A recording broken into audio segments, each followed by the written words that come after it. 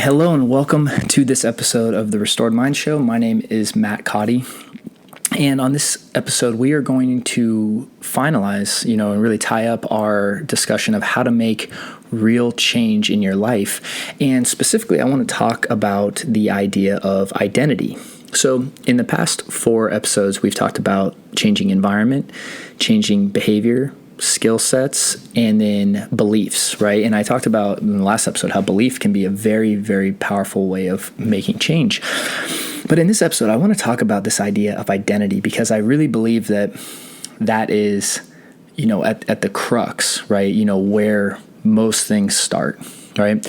And, identity is what ultimately creates belief, and belief creates behavior, right? And so if we just kind of start with identity, we need to realize that the rest of it just kind of follows suits. And, a good way to kind of show this is exactly what cult leaders do, right? If any cult leader, if you really look at any successful cult, what they'll do is they'll actually bestow a new identity upon a person. Now, in many ways, what they do is they just give them like a new name, right? And because if you give someone an identity, the beliefs are then adopted, right? And then the behavior follows suit, right? I know we love to think that as humans, we just operate under free will, and we're always just, we're always making conscious choices, right? We always have free will. But the reality is that's just not always the case, right? And so if we look at just some simple examples, right? Let's go ahead and just look at kind of a pretty extreme example, but it's something that I wanted to share because it's something that really got me thinking, right? So in 2014, a man named Brian Stowe was beaten nearly to death, but essentially, where he had ongoing brain damage by 2 Los Angeles Dodgers fans, and he was a San Francisco Giants fan, I believe, right? And so outside of the game, he was, essentially almost beaten to death. And that's not the first time, obviously, there's been conflict between, sports fans. But I started asking myself, what would drive someone, right? What would drive someone to literally beat someone else to death or to critical injury? Because you share a difference, you have a difference of opinion in sports teams, right? And if you really think about it, it's like that just doesn't make sense when it practically, but when you think about it from an identity perspective, it does make sense. And when you are over-identified with something, what happens is that if you believe that to be your identity, right? What happens is if anything challenges that idea or belief, it then hits you at a core level, right? And it really shakes up, from inside, right? And that's why it's like if someone wears a jersey of a different opponent or a different opposing team than you, and you are over-identified as a fan of that particular team, you almost take it personally. But what sense does that make? Most of these teams have never done anything for us as individuals, right? They just provide entertainment. We actually give them all our money and time, right? And if you think about this idea of if someone wears a jersey, and because that jersey is different than yours, and you identify yourself as in this case, Dodgers fan, well, that would obviously drive to, protect that identity, right? And that's what drives people to clash and hate each other is really just this idea of a mistaken self-identity. And so what do I mean by that? Well, I think many of us wrestle with this question of who am I, right? It starts, I think, pretty young, right? Who am I? And we try to put ourselves in categories. And in many ways, that's what identities are, right? They're categories, right? We try to identify I'm a man or a woman, or I'm, white, or I'm black, or I'm Asian, I'm Mexican, right? I'm, go through the list, right? I'm Christian, I'm Jewish, I'm, Muslim. We create these categories, right? And we see which one we fit into, right? I'm a Dallas Cowboys fan, or I'm a LA Dodgers fan, I'm a New York Yankees fan, right? As the list goes on and on, but we create these identities. And these identities are not things we're born with, more or less. They're more social constructs that we've created to solve this question of who am I, right? And the instant that something challenges that identity, and you need to realize that that's hitting you at your deepest core. which is why people get so defensive. Because if you have to challenge your identity, that means you need to look at yourself and do deeper work and say like, well, is that really who I am? And instead of doing that work, what happens is people get defensive and they defend that identity and they protect it, right? And so this, which again creates a, oftentimes aggressive behavior. And again, that belief that I'm right? Like that I know what my identity is. And then you can see as the behavior then drives that.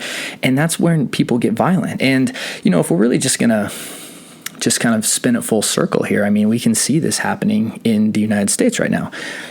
You have people adopting, essentially in many ways, one of two identities, right? It's like you're either on the right or the left, right? Or you're Republican or you're Democrat or you're conservative, you're progressive, right? And no one likes to come up with this idea, with themselves that says, hey, maybe I can believe things on both sides of the coin, right? It's like people are almost forcing themselves into one side or the other, right? And in many ways, that's what we do when we vote, right? We have to vote for one person and kind of who aligns with our beliefs the most, right? To hopefully represent our beliefs, right? And it's fascinating because if we really look at this idea of identity politics, what is it? Well, if we identify, let's say, as a Republican or a Democrat or a conservative or a liberal, right, or a progressive, right, whatever words you want to use to describe. If we believe that is our sole identity, that's who we are, right? And even the language you use, like, oh, I'm this, I'm this, I'm this. When we use that language, again, we solidify the idea that is our identity. And that's not our identity. It's like you weren't born that, right? You adopted this at some point in your life. And here's the thing, the longer you live, usually your views change more and more and more. But we become so convinced that that's who we are that any idea that challenges that identity then becomes something we need to respond to and react to, not because it's actually the idea that's the problem, right? It's actually because that idea shakes us to our very core, because we are so over-identified with that concept. Now, I know that might sound a little deep, but I mean, the reality is that the only battles in many ways that we fight in this world are with ourselves, right? And ideas that challenge us to change the way we think, right? The ego doesn't like that, right? I mean, it wants us to be right all the time. So the idea that we have to admit that we're wrong on things, or admit that, hey, maybe I'm not seeing this from the right perspective, or maybe I can see this from a different perspective even, is a tough thing to do as individuals. In fact, it's much easier to defend it. And then when we defend it, we get violent, right? Just in our very human nature, unfortunately. I mean, like when we're looking to that and we think that something's threatening, we again go into a fight or flight mode, right? And so if something's challenging us at an identity level, well, you can see how it would just obviously promote the kind of behavior that's going on, right? I mean, people think that they're operating in free will by doing these often very destructive acts right now in the United States. And it's nothing of the sort, actually. It's in many ways a mistaken identity, because I think if you actually took individuals that are acting extremely, violent and destructive, and you talk to them individually, they probably wouldn't tell you that they're an aggressive or violent person, and they probably aren't by their very nature. But when you get absorbed into an identity, oftentimes you end up doing things, again, that you never thought you were capable of. I mean, and let's look at extreme examples of this, right? If you look back to World War II, Hitler bestowed the identity, right, of being a Nazi, right? And when you have that identity put upon you, then you have certain beliefs that are attached to that identity, and then certain behaviors follow suit, right? Obviously, very horrible behaviors. When you look at other cults, right? You look at the idea of the Manson family, right? Well, an identity was put upon you're part of this family, and beliefs, and then those horrible murders were happening, right, in I believe it was the 70s. But as we go through this, I mean, it's not as complicated as we think it is in many ways, because as individuals, it's our responsibility to ask ourselves, like, okay, well, what identities have I just adopted, right? Again, these are things that you just assume to be true, that you're unwilling to even look at and say, am I right about this? right? Because most of us don't want to look like that, don't want to look at that, right? And we're talking about making real change, not only in ourselves, but in our families, in the world. It starts with us as individuals. It always does. It always has, always will. You are never going to change everyone else, right? You're going to start with yourself. And, when you look at the power of identity and more importantly, when you adopt an identity, unbeknownst to yourself, that's when really dangerous things start happening. And so I want to kind of talk about something a little controversial here, but, it's something that I've been following of this, Black Lives Matter movement. Anyone, most anyone that I know, and myself included, you will unequivocally agree, of course, Black Lives Matter, of course, right? But here's the thing. When you adopt a movement, right, that is a label, right, and because it's now like really taking shape as a movement, and when you really look at their website and their mission statement, it's pretty interesting that belief structures that go along with this movement are like totally different than what that movement claims to be, right? When you're talking about like the elimination of the patriarchy in the family.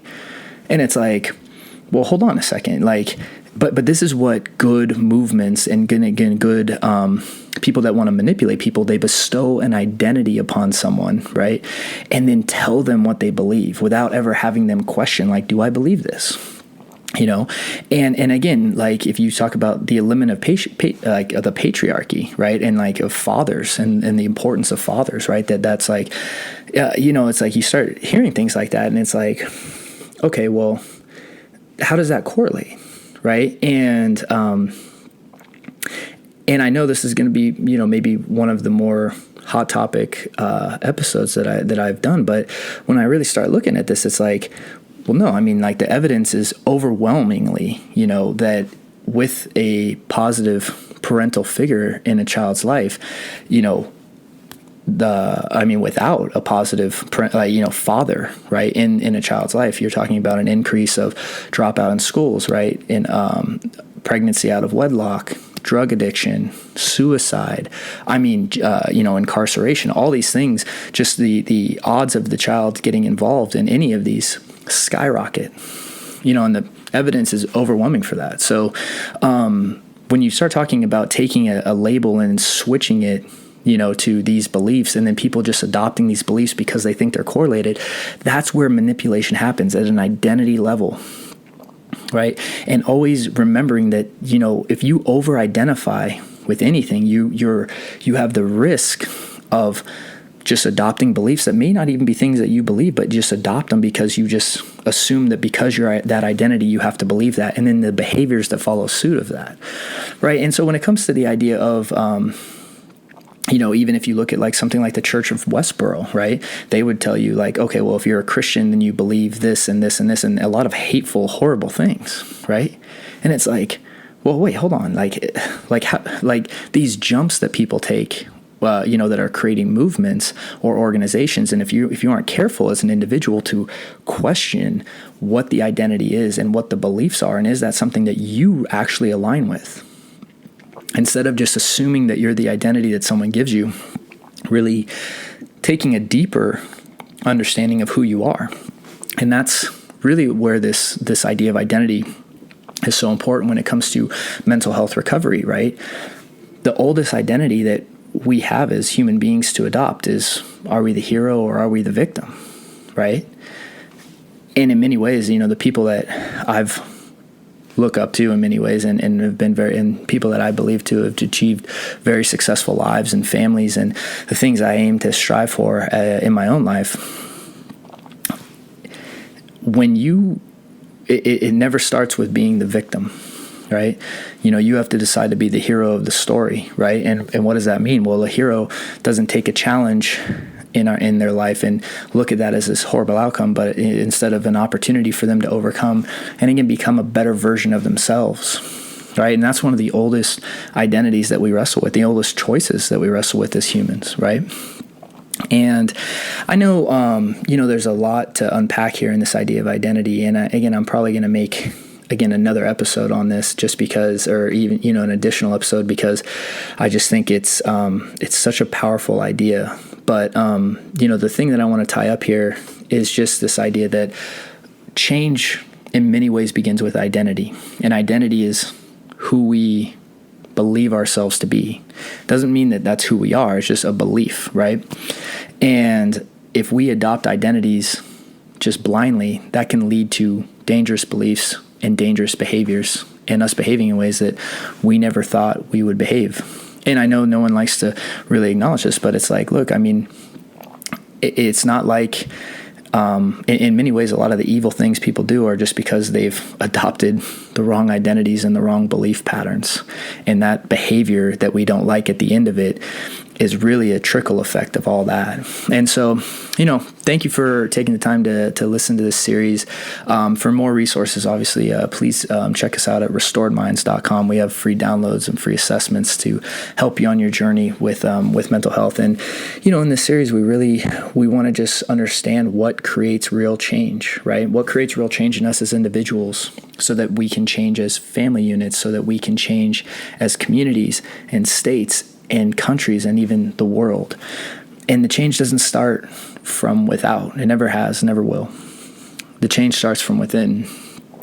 And, and enough very prominent figures have said that, be the change you want to see in the world, right? I think, Gandhi, right?